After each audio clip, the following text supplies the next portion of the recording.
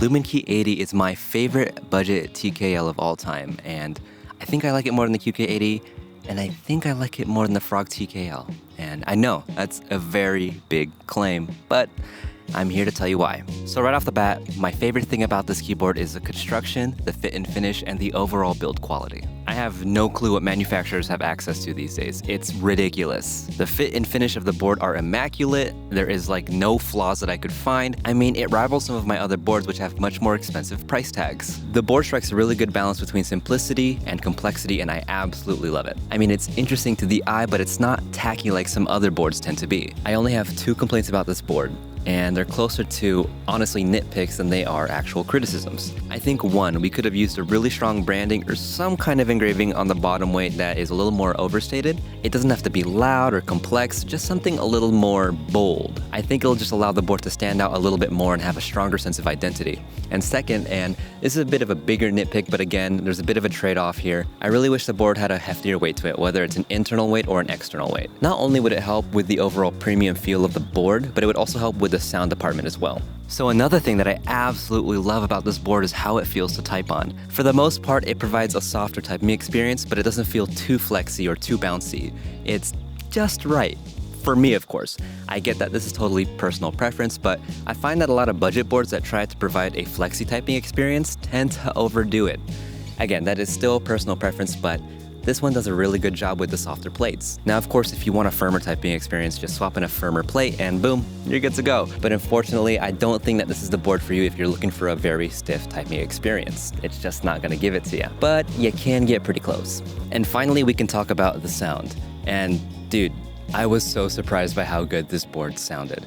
I mean, it came pre-installed with all the foams and whatnot, but after I took them out, I was surprised by how not garbage this board sounded. I mean, I low-key expected it to sound a little lifeless, a little dull, a little closer to the QK80 without foams, and while it doesn't sound too far off from that, it sounds a little more lively and has a bit more body than most budget boards without the foam.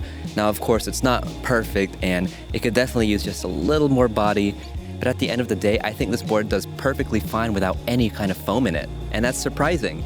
I think you do have to play with your switches and your keycaps a little bit, and I think this board syncs best with some ABS keycaps, preferably GMK, but honestly, this board is right up my alley when it comes to sound.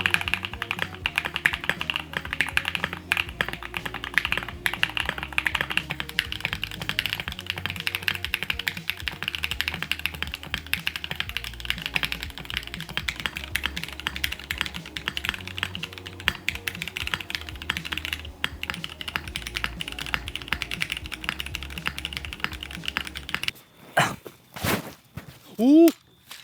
Now, what I find most interesting about this board is not the board itself, but the board that came before it. The Lumen Key 75 comes from the same exact company, yet the quality is on 2 different levels. The sound is completely different, and the design language is completely different as well. There is no way that I would have predicted that this board would have come with the Lumen Key 75 behind it. The Lumen Key 75 was great, but it was borderline tacky. I felt like it was trying to do way too much. The Lumen Key 80, though, it just feels like it's back to basics, and it does the basics so well. It feels so much more deliberate, it feels so much more intentional. Nothing about it is particularly tacky. It's just a good board overall, and I never would have guessed that it came from the same company if I had known that the Lumen Key 75 was their first board, or I don't know if it's their first board, but it's the board I saw first, so point still applies. I just feel like if Create Keeps going in this direction with their keyboards in the Lumen Key series, or whatever they want to call it, they're gonna have a lot of heavy hitters, and they're gonna be the ones to keep your eyes on.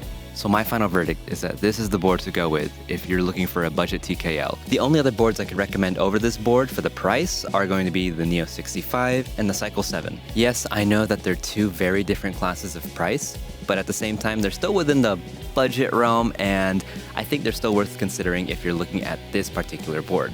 Not a day goes by where I am not impressed by what happens in the budget space. I mean, it almost makes some of our more expensive, older keyboards obsolete in a way.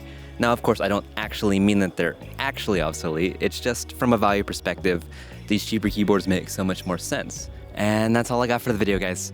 Thank you so much for watching, and thank you so much for tuning in. It's a little weird that I'm in the middle of a field, but I wanted to try something different and get out of the apartment for a bit. I might have some footage of an upcoming meet, and I have 2 more boards to review by the end of the month, so hopefully we can get to that soon. But yeah, for real, guys, appreciate y'all. Thank you so much for tuning in, Hope to see you next time, and I hope you have a great day. Peace.